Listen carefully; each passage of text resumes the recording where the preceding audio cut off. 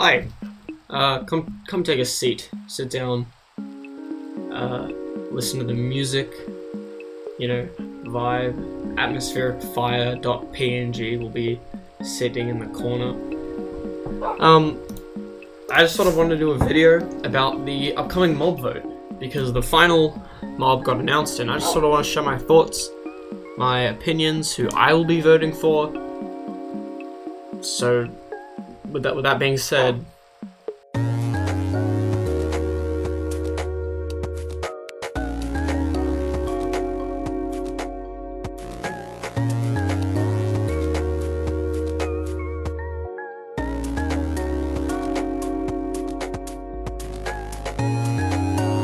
so let's quickly go over all three of the mobs. So first we got the glare, and the glare says that when it's grumpy, it can detect light level 0, and this will tell the player where mobs can spawn. That is about it. It's also green, I guess. Next up is the allay. When given an item, it will search for it and find more. It also dances to music. And then finally is the copper golem. It will add a copper button to the game. It presses buttons randomly and oxidizes over time. So, with that being said, let's go over each of those, starting with the glare. So the glare is, in my opinion, it's sort of useless, honestly. If its current and only function is to detect where mobs can spawn, which is now only light level 0 as of the new update, there are actually two ways you can effectively negate everything it does. So the first is to literally press F3.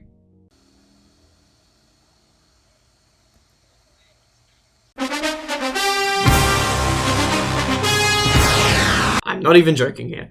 If you're a Java player, you can press F3 to open the debug menu, and it will literally show you in the top left or top right hand corner, I don't know where exactly, it will show you the exact light level of any block you are focusing on.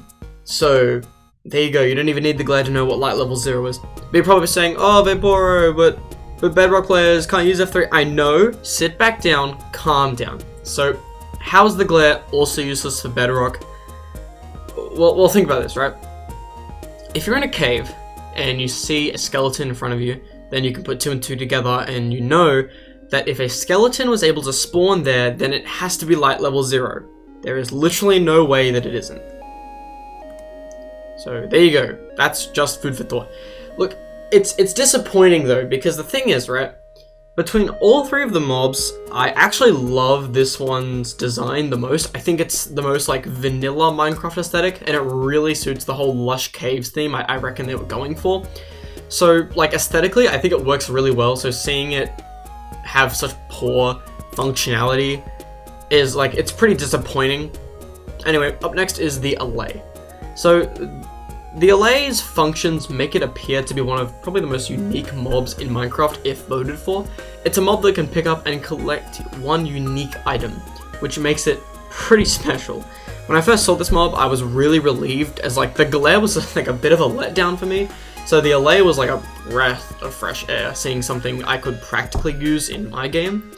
So in the video, we can see Tiny Yeb giving the allay a cookie, it leaving and coming back with more. And at first you're probably thinking that that sounds great, but you have to keep in mind that the possible limitations of this mob. I do not think this mob will be able to travel extreme distances.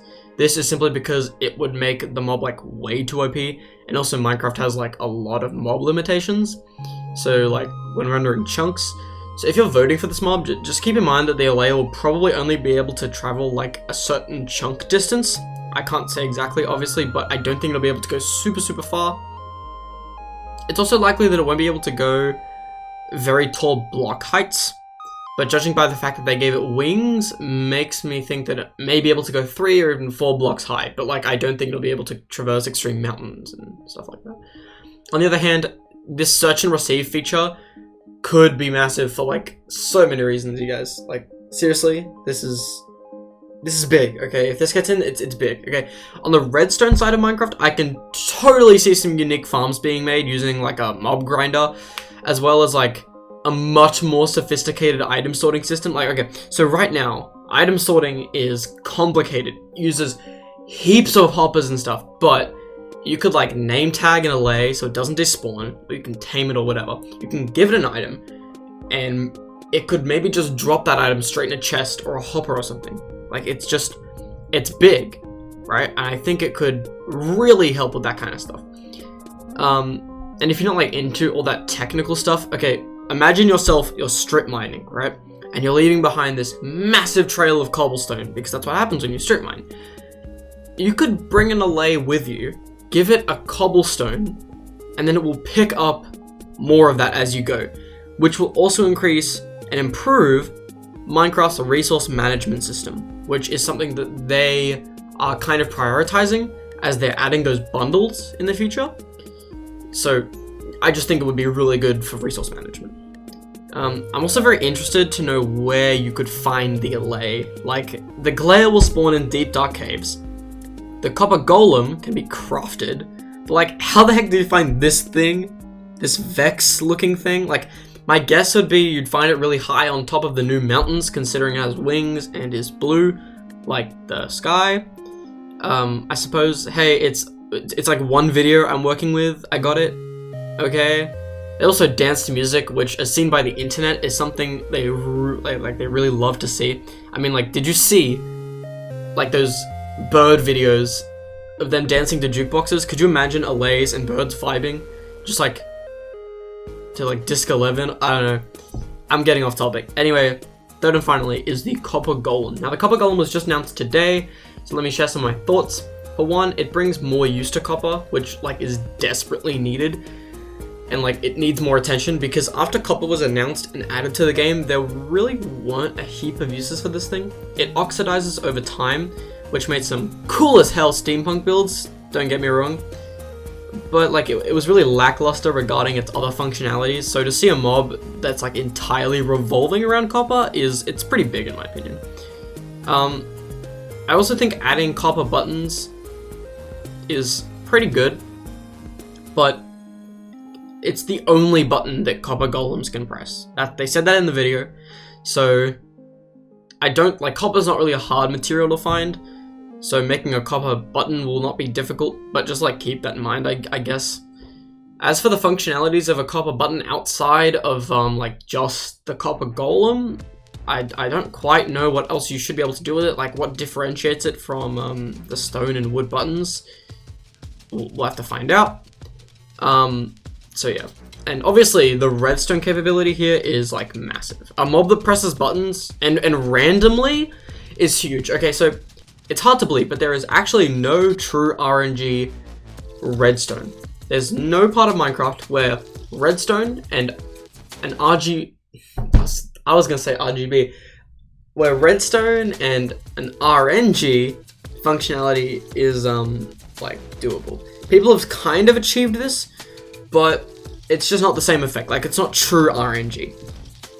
So yeah, so it's got like a lot of potential. Like, you could probably command it to press a button some way, like maybe if you covered it with like a piston and then you unleash the piston so the mob knows where to press buttons with like its pathfinding.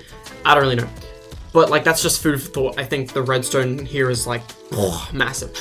I also doubt it will take a lot of copper to make this thing, so I wouldn't really worry about it oxidizing. Yeah, so don't worry about that. It probably won't take a lot of resources. Oh, speaking of oxidizing, this thing turns into a statue when it's served its life cycle. The regular copper block can take anywhere between 50 to 82 Minecraft days to oxidize, which is a freaking long time. That is a massive amount of time. So I wouldn't worry about your golem dying like mid redstone build. As for the look of the statue, I would love to see a desolate, like, apocalyptic copper world covered in these, like, oxidized statues. I don't know, I'm just ranting. So, who will I be voting for? Well, probably the allay. I just think it has the most potential of the three. Its capabilities are through the roof, and I really like its design. I also see a lot of people asking why we can't just have all three mobs, and to that I say, do you know how long it takes to develop a single mob, let alone three? When Minecraft does a mob vote, it's because they have like a bunch of great ideas, but obviously they can't execute them all within the amount of time before the new update, so they turn to the community for what they think is going to be best. So obviously, like, there's limitations, so I think that's why we can't have all three. If Mojang had the time, I guarantee they probably would have done all three. Anyway, those are just my thoughts. It probably won't matter in the long run because, let's face it, Dream will rig the vote to make his fans vote for the glare or something. Because, he just does that, and he also told people he would. Anyway, regardless, thank you for listening. Goodbye, like and subscribe.